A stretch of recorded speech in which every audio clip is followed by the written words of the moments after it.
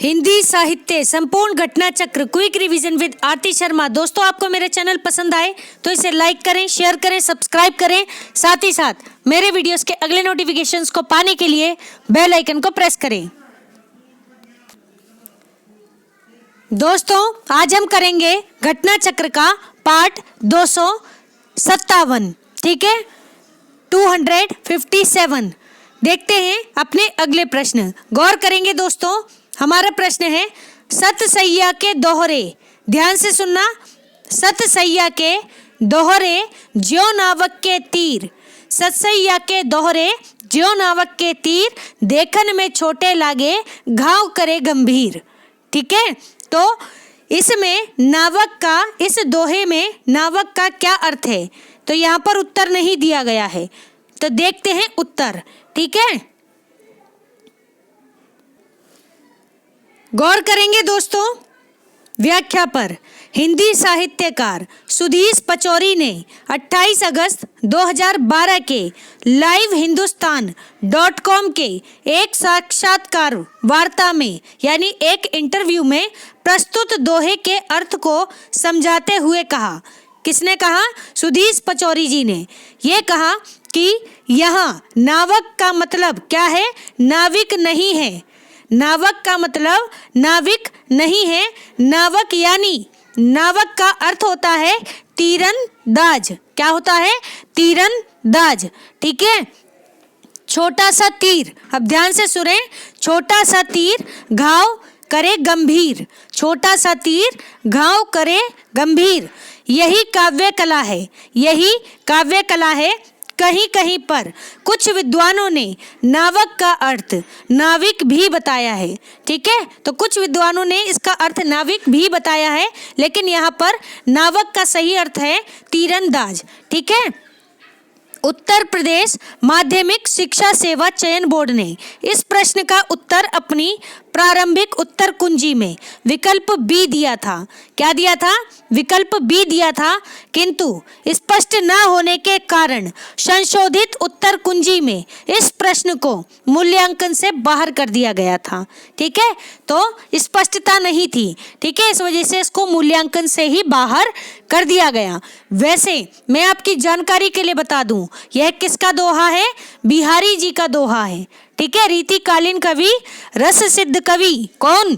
कवि बिहारी लाल, उनका दोहा है। ठीक है, तो सतसैया, बिहारी सतसई के बारे में बात हो रही है कि सतसैया के दोहरे ज्यों नावक के तीर, देखन में छोटे लागे घाव करे गंभीर। ठीक है, तो नावक के तीर, नावक यानी तीरंदाज। ठीक है, तो वह तीरंदाज, उस तीरंदाज के समान, तीरंदाज के तीर के समान बिहारी के दोहे हैं, जो देखने में छोटे तो लगते हैं लेकिन घाव गंभीर करते हैं। ठीक है, तो ये अर्थ है। तो यहाँ पर तीरंदाज सही अर्थ है इसका। ठीक है, ध्यान रखेंगे दोस्तों, नावक का सही अर्थ है तीरंदाज। ठीक है, और किसने कहा? सुधीश पचौरी जी ने कहा। ठीक है, अगला प्रश्न है, गौर करेंगे। विश्वनाथ के अतिरिक्त किस आचार्य ने साहित्य शब्द को अपने ग्रंथ नाम में प्रयुक्त किया है? एक बार फिर से सुने। विश्वनाथ के अतिरिक्त किस आचार्य ने साहित्य शब्द को अपने ग्रंथ नाम में प्रयुक्त किया है? तो ऑप्शन सी इसका सही उत्तर है, आचार्य रुय्यक ने। किसने? आचार्य रुय्यक ने। ठीक है, याद रखेंगे। देखते हैं प्रश्न की व्याख्या। गौर करेंगे दोस्तों। साहित्य शब्द का प्रयोग। साहित्य शब्द, दोस्तों साहित्य शब्द की बात हो रही है, ध्यान देना। ठीक है, साहित्य शब्द का प्रयोग रुय्यक ने 11वीं शताब्दी में, कब? 11वीं शताब्दी में। ठीक है, अपने दूसरे ग्रंथ साहित्य मीमांसा में साहित्य शब्द का प्रयोग किया है। ठीक है, तो साहित्य मीमांसा किसका ग्रंथ है? पूछा जा सकता है, तो आप बताएंगे रुय्यक का, आचार्य रुय्यक का ग्रंथ है साहित्य मीमांसा, जिसमें उन्होंने साहित्य शब्द का प्रयोग किया था। उसके बाद 14वीं शताब्दी, ध्यान दें, 14वीं शताब्दी के विश्वनाथ ने साहित्य शब्द का प्रयोग किया। यानी शताब्दी की बात की जाए तो 11वीं शताब्दी में रुय्यक ने और 14वीं शताब्दी में आचार्य विश्वनाथ ने क्या किया, साहित्य शब्द का प्रयोग किया। ठीक है, तो यहाँ से आपसे प्रश्न पूछा जा सकता है सीधा सीधा कि आचार्य रुय्यक किस शताब्दी के कवि थे। ठीक है, सॉरी आचार्य थे, तो आप बता सकते हैं 11वीं। ठीक है, यही आपसे पूछा जा सकता है कि आचार्य विश्वनाथ किस शताब्दी के आचार्य थे, तो आप बता सकते हैं 14वीं। और यहाँ से प्रश्न बनता है दोस्तों, इसीलिए मैं आपसे डिस्कस कर रही हूँ। ठीक है, तो आप इनका समय अच्छे से याद कर लें, यहाँ से एक प्रश्न जरूर सेट होता है पेपर में। ठीक है, तो ध्यान रखिए दोस्तों। अगला प्रश्न है, गौर करेंगे दोस्तों, क्या है प्रश्न, किस ग्रंथ में कलचुरी राजवंश के किसी सामंत की 7 नायिकाओं का नक्षिक वर्णन है। क्या है, ध्यान से सुनना, किस ग्रंथ में कलचुरी राजवंश के किसी सामंत की 7 नायिकाओं का नक्षिक वर्णन है। तो ये कौन सा ग्रंथ है? ऑप्शन डी, कुवलय माला कथा। कुवलय माला कथा ग्रंथ में कलचुरी राजवंश के किसी सामंत की 7 नायिकाओं का नक्षिक वर्णन है। ठीक है, ग्रंथ का नाम याद रखें, कुवलय माला कथा। देखते हैं प्रश्न की व्याख्या। गौर करेंगे दोस्तों, उद्योतन सूरी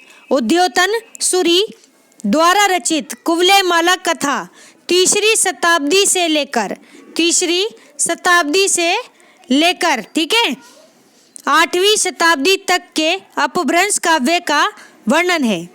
ठीक है, उद्योतन सूरी द्वारा रचित है कुवलय माला कथा। ये प्रश्न आप याद कर लें, बहुत इंपॉर्टेंट है। ठीक है, और इसमें क्या है, तो इस ग्रंथ में 3री शताब्दी से लेकर 8वीं तक के अपभ्रंश काव्य का वर्णन है। ठीक है, इस ग्रंथ में कलचुरी राजवंश का नाम याद रखें, कलचुरी राजवंश के सामंत की 7 नायिकाओं, कितनी नायिकाओं? 7 नायिकाओं का नक्षिक वर्णन है। किसमें? उद्योतन सूरी की रचना कुवलय माला कथा में। ठीक है, ध्यान रखेंगे दोस्तों।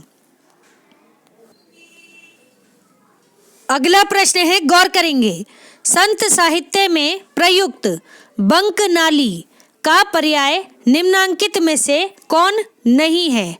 ठीक है, तो नहीं है वाला प्रश्न है, एक बार फिर से सुने। संत साहित्य, किसकी बात हो रही है? संत साहित्य की।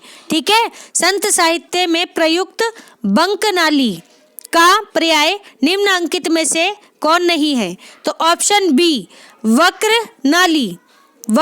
नाली बंक नाली का पर्याय नहीं है।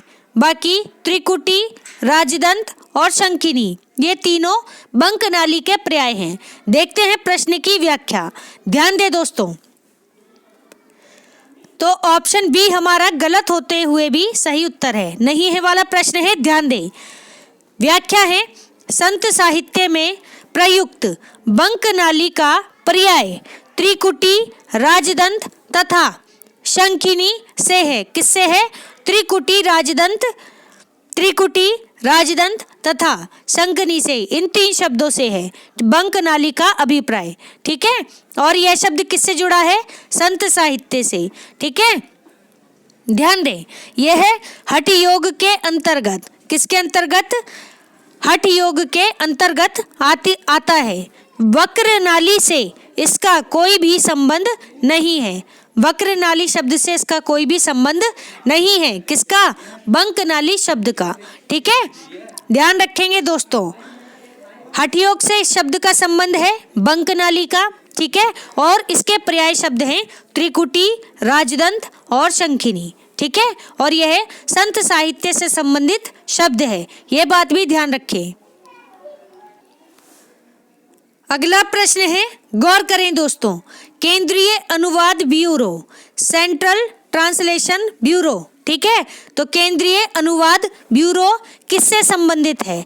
तो ऑप्शन बी, गृह मंत्रालय के राजभाषा विभाग से संबंधित है। किससे? गृह मंत्रालय के राजभाषा विभाग से संबंधित है केंद्रीय अनुवाद ब्यूरो। ठीक है, ध्यान रखेंगे दोस्तों, ऑप्शन बी सही उत्तर है। देखते हैं प्रश्न की व्याख्या। ध्यान दें दोस्तों, वर्ष 1960 में, कब की बात हो रही है, वर्ष 1960 में शिक्षा मंत्रालय के अधीन केंद्रीय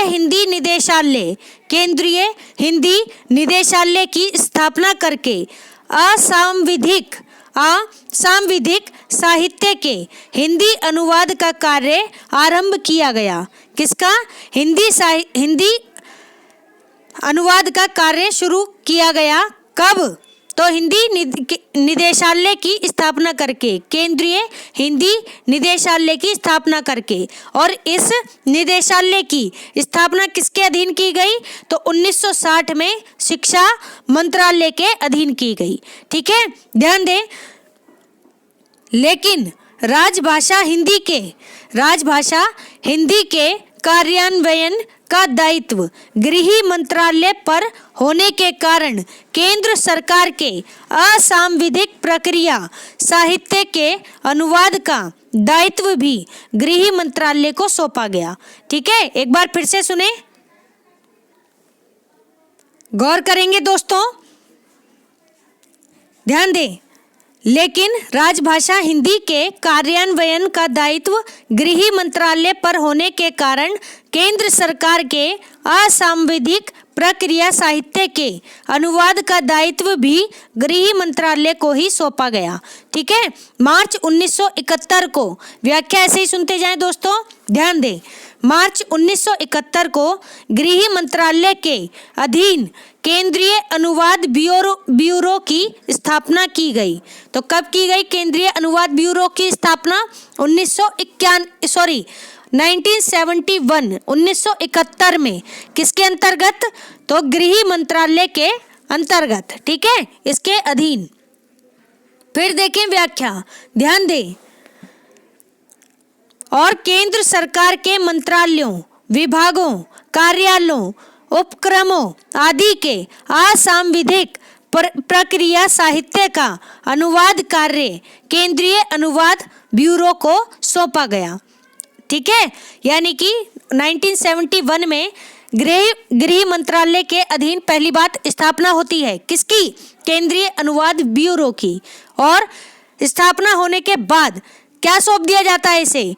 तो केंद्र सरकार के मंत्रालयों, विभागों, कार्यालयों, उपक्रमों आदि के असांविधिक प्रक्रिया साहित्य का अनुवाद कार्य सौंप दिया जाता है केंद्रीय अनुवाद ब्यूरो को। ठीक है, ध्यान रखें। देखते हैं आगे की व्याख्या, गौर करेंगे दोस्तों, ध्यान दें। अनुवाद में सरलता, सहजता और शब्दावली में एक रूपता सुनिश्चित करने के लिए वर्ष 1973 से अनुवाद प्रशिक्षण का कार्य भी कर रहा है। ठीक है, फिर से सुने। अनुवाद में सरलता, सहजता और शब्दावली में एक रूपता सुनिश्चित करने के लिए वर्ष 1973 से अनुवाद प्रशिक्षण का कार्य भी कर रहा है। ठीक है, तो ध्यान रखेंगे दोस्तों, बहुत ही इंपॉर्टेंट बात है। यहाँ मैं एक बात और कहना चाहूँगी आप सभी से, जो लोग भी हिंदी में BA MA कर रहे हैं, ठीक है, वे सभी ध्यान रखें कि हिंदी ट्रांसलेशन का डिप्लोमा कराया जाता है। कहाँ से? भारतीय अनुवाद परिषद से। ठीक है, और ये कहाँ पर है? बंगाली मार्केट में है, 12 खंबा रोड पर। ठीक है, तो ध्यान रखें, 24 लेन 12 खंबा रोड, बंगाली मार्केट। ठीक है, वहाँ पर है। वहाँ से आप 1 साल का होता है, डिप्लोमा है, आप कर लें।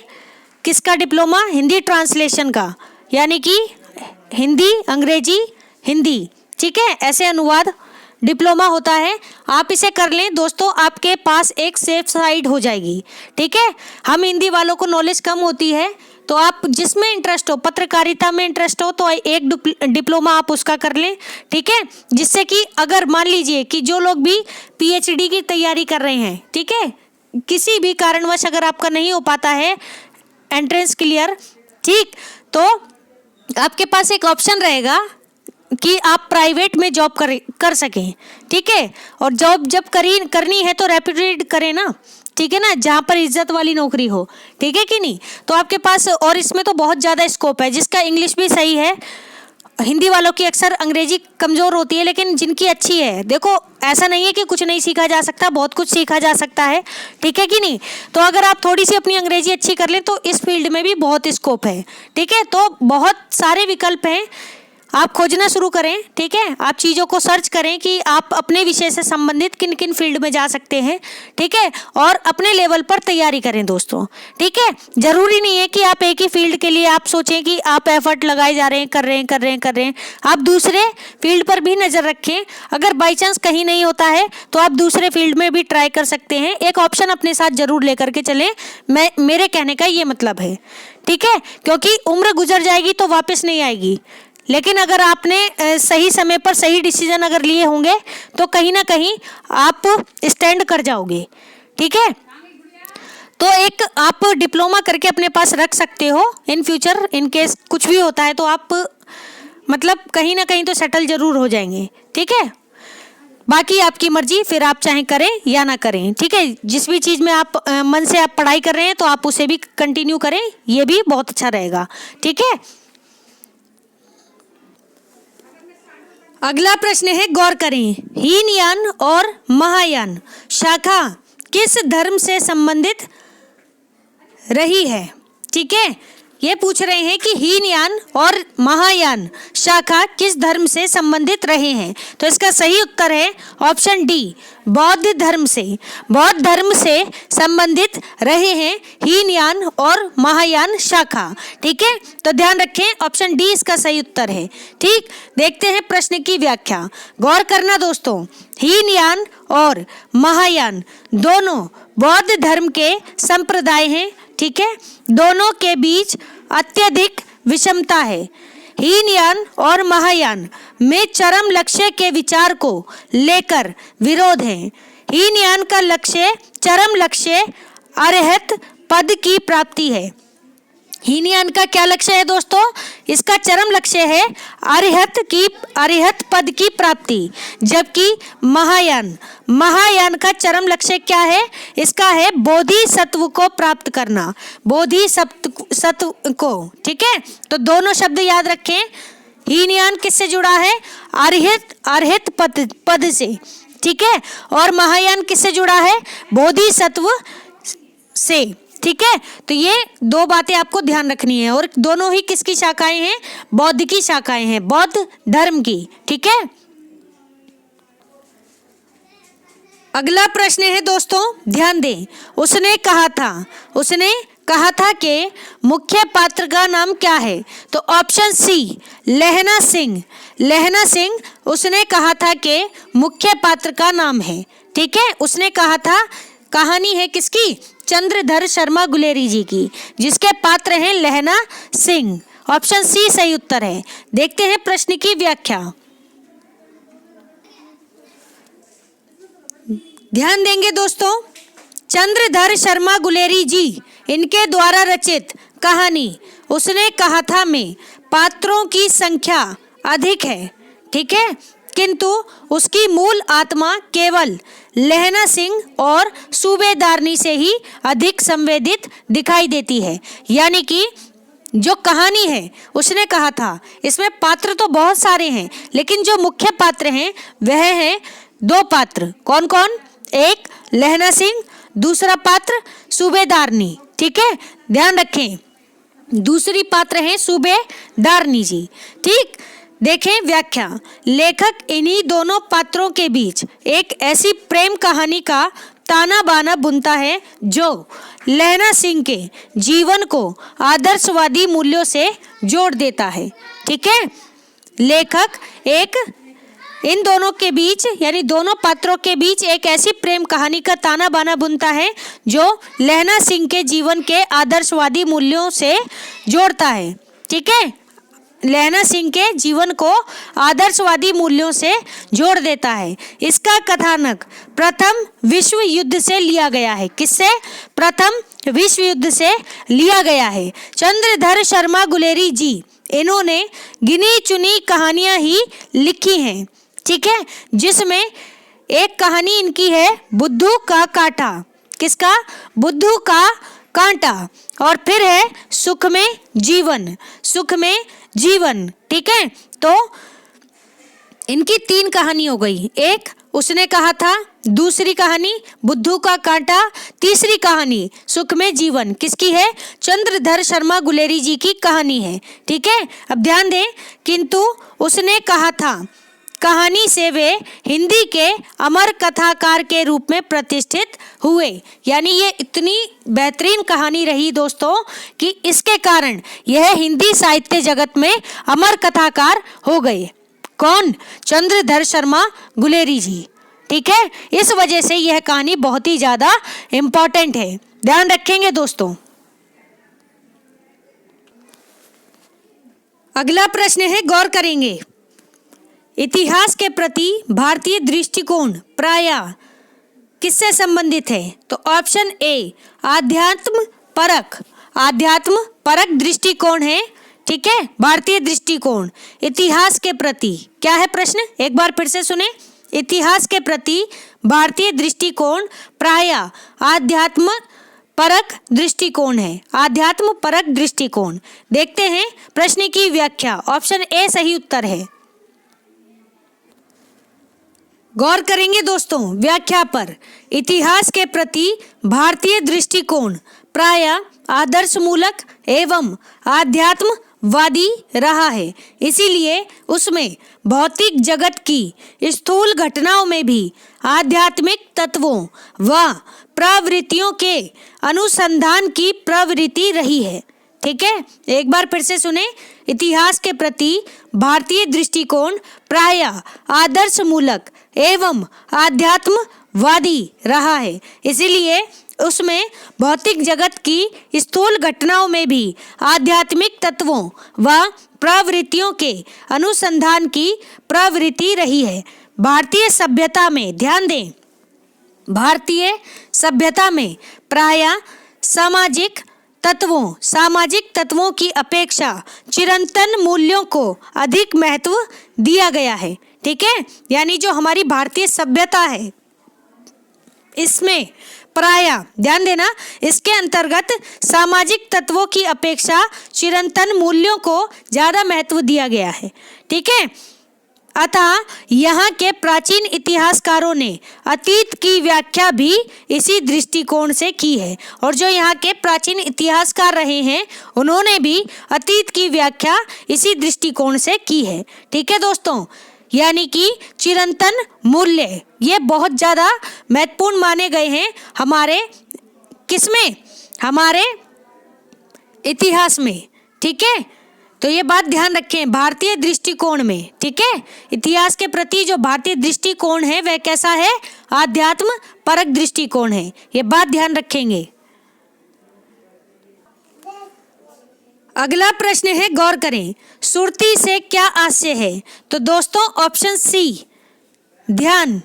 ठीक है, ध्यान, ऑप्शन सी बता रहे हैं, सुरती से आशय ध्यान से है। ठीक है दोस्तों, मुझे थोड़ा सा प्रश्न में मिस्टेक लग रही है, इसका आंसर ऑप्शन डी होना चाहिए, आनंद का अनुभव ये होना चाहिए। बाकी देखते हैं प्रश्न की व्याख्या। तो ध्यान दे दोस्तों, गौर करेंगे, सुरती नृत्य का संयुक्त प्रयोग सबसे पहले नाथपंथी रचनाओं में मिलता है। ठीक है, सुरती नृत्य का संयुक्त रूप से अगर हमें प्रयोग सबसे पहले कहीं मिलता है तो वह नाथपंथी रचनाओं में मिलता है, जिसका महत्व संत साहित्य के अंतर्गत बहुत माना जाता है। ठीक है, किसके अंतर्गत? संत साहित्य के अंतर्गत। सिद्धों में, ध्यान से सुनना, सिद्धों में सुरती शब्द तो मिलता है, लेकिन सुरती नृत्य दोनों शब्दों का अर्थ विकास सिद्ध साहित्य में उपलब्ध नहीं होता है। ठीक है, यानी सुरती शब्द तो मिलता है लेकिन सुरती नृत्य दोनों शब्दों का अर्थ विकास सिद्ध साहित्य में उपलब्ध नहीं होता। ध्यान दें, डॉक्टर बर्थवल सुरती शब्द की उत्पत्ति स्मृति शब्द से मानते हैं। किससे मानते हैं? स्मृति शब्द से व्युत्पत्ति मानते हैं डॉक्टर बर्थवल। किसकी? सुरती शब्द की। ठीक है, ये बहुत ही इंपॉर्टेंट प्रश्न है दोस्तों, जरूर आता है एग्जाम में, ध्यान से सुनना जरा व्याख्या, ठीक है। गौर करें, आचार्य क्षिति मोहन सेन, क्या नाम है? आचार्य क्षिति मोहन सेन, इन्होंने सुरती का अर्थ किससे बताया है? प्रेम और नृत्य का वैराग्य बताया है। क्या बताया है? प्रेम और, अच्छा मुझसे थोड़ी गलती हुई है पढ़ने में, ध्यान दें। सुरती का अर्थ प्रेम से बताया है और नृत्य का अर्थ वैराग्य से बताया है, ठीक है। किसने? क्षिति मोहन सेन जी ने। तो ध्यान रहे, क्षिति मोहन सेन ने सुरती का शब्द प्रेम से और नृत्य का वैराग्य से बताया है, जबकि डॉक्टर बर्तवल ने सुरती शब्द की उत्पत्ति स्मृति शब्द से मानी है, ठीक है। देखें आगे व्याख्या, गौर करें।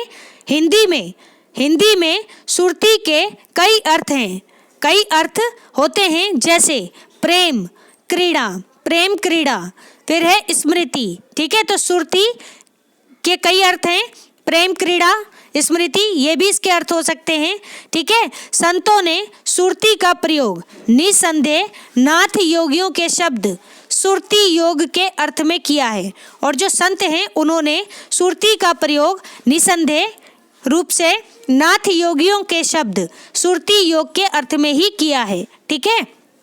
ध्यान दें, सुरती साधना मानसिक साधना है। कैसी साधना है? मानसिक साधना है।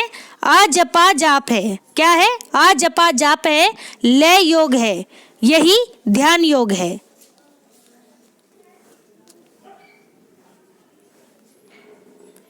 एक बार फिर से सुन ले दोस्तों, वीडियो पॉज हो गया था, गौर करें।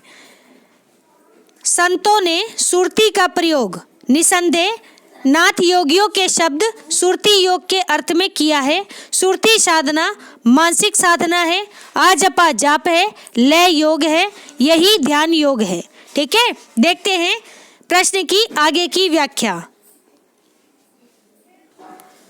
गौर करेंगे दोस्तों, ध्यान दें। इसके द्वारा साधक आंतरिक अवस्थाओं का पर्यवेक्षण कर उपलब्ध ज्ञान द्वारा परम तत्व का साक्षात्कार करता है, जिससे उसे आत्मदर्शन की उपलब्धि होती है, ठीक है। एक बार फिर से सुने। इसके द्वारा साधक आंतरिक अवस्थाओं का पर्यवेक्षण कर उपलब्ध ज्ञान द्वारा परम तत्व का साक्षात्कार करता है, जिससे उसे आत्मदर्शन की उपलब्धि होती है। देखते हैं आगे की व्याख्या, गौर करेंगे दोस्तों, ध्यान दें। विद्वानों में सुरती शब्द पर पर्याप्त मतभेद पाए जाते हैं, ठीक है। यानी ये शब्द ही ऐसा है, इस पर विद्वानों में भी बहस बनी हुई है। कबीर के मतानुसार सुरती शब्द योग महारस का आस्वादन कराने का साधन है। यानी कबीर के मतानुसार सुरती शब्द योग महारस का आस्वादन कराने का साधन है। गोरख बाणी में सुरती को साधन तथा नृत्य को सिद्धि कहा गया है। ध्यान से सुने, गोरख बाणी में सुरती को साधन तथा नृत्य को सिद्धि कहा गया है। नृत्य का क्या अर्थ है? नृत्य का अर्थ है वैराग्य वृत्ति नहीं है। ध्यान से सुने दोस्तों, गौर करेंगे। नृत्य का अर्थ वैराग्य वृत्ति नहीं है, ठीक है। डॉक्टर राधिका प्रसाद त्रिपाठी ने सुरती का अर्थ क्या बताया है? ध्यान बताया है, ठीक है। तो इस शब्द के बहुत सारे मतभेद हैं, ठीक है। किसी किताब में मिलता है इस शब्द का अर्थ आनंद का अनुभव, किसी में मिलता है ध्यान, ठीक है। तो आप इसके सभी अर्थ याद रखेंगे, ठीक है। जो ज़्यादा मेरे अकॉर्डिंग अगर आप याद रखना है तो आप आनंद का अनुभव ही याद रखें, ठीक है। अगर DSSB ने ध्यान शब्द को सही माना है तो दोस्तों वीडियो के अकॉर्डिंग आप इस शब्द को ही ध्यान में रखें। अगर नेट के अकॉर्डिंग आपको पढ़ना है तो आप आनंद का अनुभव यह अर्थ याद रखेंगे, ठीक है। तो ये बात ध्यान रखें दोस्तों।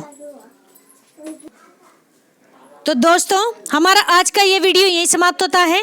Thanks for watching. अगर आपको मेरे वीडियोस पसंद आ रहे हैं तो इन्हें लाइक करें, शेयर करें, मेरे चैनल को सब्सक्राइब करें। साथ ही साथ मेरे वीडियोस के अगले नोटिफिकेशंस को पाने के लिए बेल आइकन को प्रेस करें। धन्यवाद दोस्तों।